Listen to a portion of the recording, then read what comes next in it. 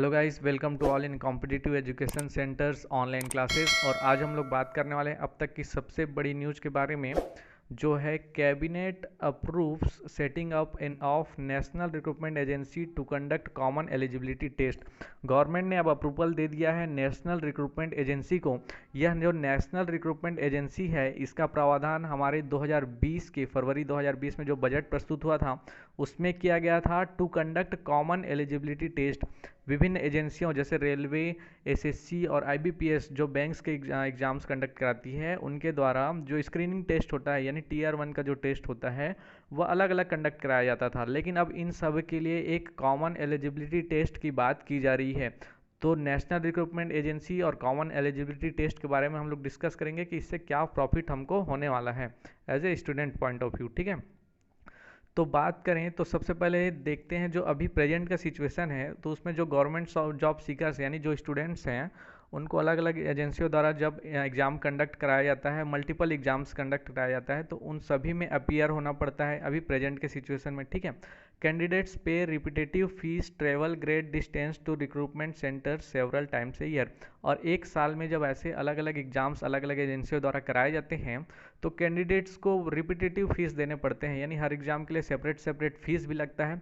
साथ ही साथ अगर आप एग्जामिनेशन सेंटर तक जाते हैं या रिक्रूटमेंट सेंटर में जाते हैं तो आपका ट्रैवल चार्जेस भी बार बार लगता है। ठीक है, तो अब क्या होगा, NRA will remove these pain points with common admission test for the tier 1 exam for multiple government exams।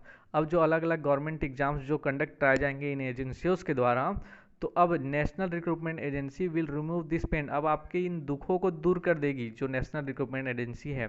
क्यों दूर कर देगी? जो अब कॉमन एलिजिबिलिटी टेस्ट होगा फॉर टीयर 1 एग्जाम, याद रखिएगा ये टीयर 1 एग्जाम की बात हो रही है। आपके जो मेंस या जो भी पोस्ट एग्जाम्स हो गए टीयर 2 के, वो रिस्पेक्टिवली एजेंसी, जैसे रेलवे की है तो रेलवे के द्वारा, आईबीपीएस की है, बैंक की है तो आईबीपीएस द्वारा, और एसएससी की है तो एसएससी द्वारा ही कंडक्ट कराया जाएगा। तो केवल टीयर 1 एग्जाम के लिए यह एजेंसी नेशनल रिक्रूटमेंट एजेंसी से कंडक्ट कराएगी। अब सेकंड बात करें तो national recruitment agency will reduce burden on candidate as also on respective recruitment agency. यह स्टूडेंट के पॉइंट ऑफ व्यू से भी आपके बर्डन्स को कम करेगी और एज ए रिक्रूटमेंट एजेंसी भी आपके बर्डन्स को एक प्रकार से कम कर देगी। ठीक है, तो यह बात यहाँ पर की जा रही है। फिर बात करते हैं हम लोग, तो यहाँ देखिए लिखा हुआ है, आप देख सकते हैं, यहाँ बात करते हैं। देखिए, to be conducted in multiple Indian languages. यह जो कॉमन एलिजिबिलिटी टेस्ट होगा वह मल्टीपल लैंग्वेज में कंडक्ट कराया जाएगा। ठीक है, साथ ही साथ जो फाइनल सिलेक्शन है based on CET score, common eligibility test का जो स्कोर होगा, final selection to be made through separate specialised tier 2 tier 3 examination conducted by respective recruitment agency. वही कहा जा रहा है कि जो टीयर 1 एग्जाम है वह तो कॉमन एलिजिबिलिटी टेस्ट यानी जो नेशनल रिक्रूटमेंट एजेंसी है उसके द्वारा कंडक्ट कराया जाएगा, लेकिन जो फर्दर प्रोसेस रहेगा टीयर 2 और टीयर 3 के लिए, वो आपके रिस्पेक्टिवली एजेंसी द्वारा ही कंडक्ट कराया जा सकता है। ठीक है, ऐसा इसमें कहा गया है। और फिर बात करते हैं यहाँ पर जो सीईटी स्कोर है यानी कॉमन एलिजिबिलिटी टेस्ट का जो स्कोर है, candidate will be valid for 3 years. बहुत इंपॉर्टेंट है, 3 ईयर के लिए आपके वैलिड रहेगा और available score during 3 years will be current score. ठीक है, ये 3 ईयर के लिए वैलिड रहेगा। लेकिन यहाँ पास एक चीज़ और ध्यान रखिएगा, जो ये 3 ईयर के लिए वैलिड है, लेकिन यह जो एग्ज़ाम है वह एक साल में 2 बार होगा, यानी 2 टाइम्स यह एग्ज़ाम आप दिला सकते हैं। ठीक है, 2 टाइम्स इस एग्ज़ाम्स को आप दिला सकते हैं, एक साल में 2 बार। ठीक है, ये चीज़ याद रखिएगा, एक साल में 2 बार आप इस एग्ज़ाम्स को दिला सकते हैं। और no restriction on number of attempts by the candidate subject to the upper age limit prescribed. ठीक है, तो एक अपर एज लिमिट जो यहाँ पर दिया गया है SC ST OBC और PWD के लिए जो एज लिमिट होगा उसको ध्यान में रखते हुए no restriction on number of attempts, आप कितने भी अटेम्प्ट्स दिला सकते हैं। वैसे तो एक साल में 2 बार ही होगा, तो आप दोनों टेस्ट को यहाँ पर दिला सकते हैं। और अलग अलग एग्जाम्स के लिए, जैसे आप ये जो अगर इसका क्वालिफिकेशन रखा गया है 10th, साथ ही साथ क्वालिफिकेशन अगर रखा गया 12th, और आपके जो ग्रेजुएशन के लिए जो क्वालिफिकेशन रखा गया, तो इस प्रकार से 3 टाइप के इसमें कॉलेज कॉमन एलिजिबिलिटी टेस्ट होंगे।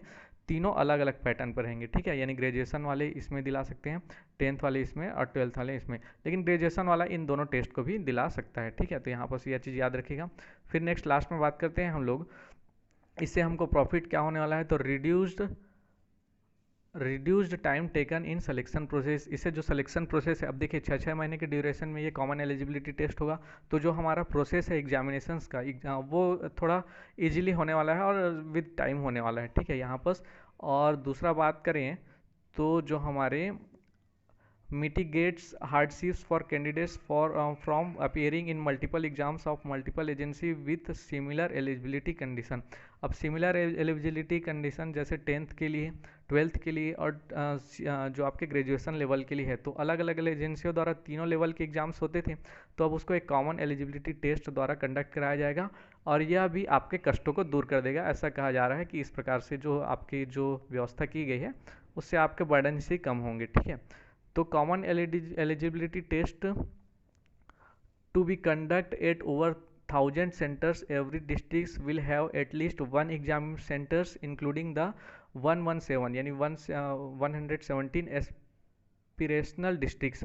इसमें जो 1000 सेंटर्स एग्जामिनेशन सेंटर्स बनाए जाएंगे और एटलीस्ट एक डिस्ट्रिक्ट में एक सेंटर तो होगा ही, ठीक है, यह कहा जा रहा है। और इसमें इंक्लूड होंगे जो हमारे आकांक्षी जिले हैं 117, उसको भी इनको भी इंक्लूड किया गया है इसमें, ठीक है।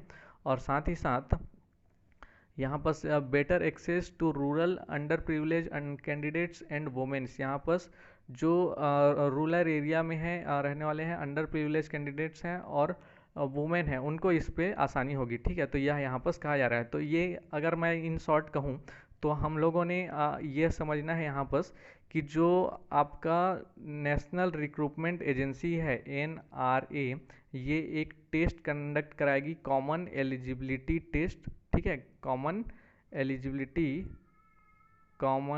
एलिजिबिलिटी टेस्ट ये कंडक्ट कराएगी और यह आपके 10th 12th और जो ग्रेजुएशन पॉइंट ऑफ व्यू से 10th 12th और आपके जो ग्रेजुएशन है उसके पॉइंट ऑफ व्यू से 3 प्रकार के एग्ज़ाम होंगे जो कॉमन एलिजिबिलिटी टेस्ट है।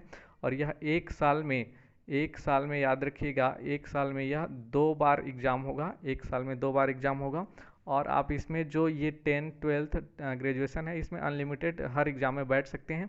और याद रखिएगा कि जो आपका हाईएस्ट स्कोर रहेगा, आप जैसे फर्स्ट 6 जो पहले सेमेस्टर में हुआ यानी 6 मंथ में हुआ, उस एग्ज़ाम में आपने अपीयर हुआ और आपको उसमें 100 में से मान लेते हैं 70 मार्क्स मिले, और फिर आपने नेक्स्ट जो एग्ज़ाम में बैठा और उसमें आपको मान लेते हैं 85 मार्क्स मिल गए, तो जो आपका मैक्सिमम मार्क्स है वही उसमें कंसिडर किया जाएगा, ठीक है। तो आप इसमें बार बार इसमें दिलाकर अपने मार्क्स को इम्प्रूव भी कर सकते हैं।